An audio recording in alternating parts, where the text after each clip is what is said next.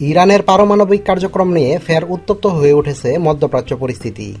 এরই মধ্যে Donald Trump সম্প্রতি ইসরায়েলের প্রধানমন্ত্রী বেনিয়ামিন নেতানিয়াহুকে দারুণভাবে শাসিয়েছেন।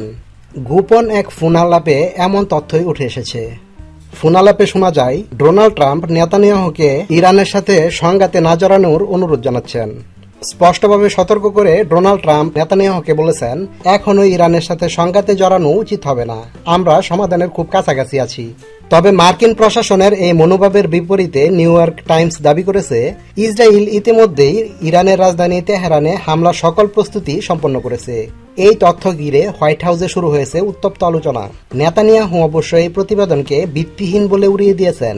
তবে নিউ ইয়র্ক টাইমস জানিয়েছে, ইস্যুটির সঙ্গে জড়িত একাধিক সূত্রের উপর ভিত্তি করেই তাদের এই অনুসন্ধান প্রকাশ করা হয়েছে। সংবাদ বিনোদন প্রতিদিন প্রতিক্ষণ। সবার আগে জানতে হলে আমাদের এমকে টিভি চ্যানেলটিকে অবশ্যই সাবস্ক্রাইব করুন। ধন্যবাদ।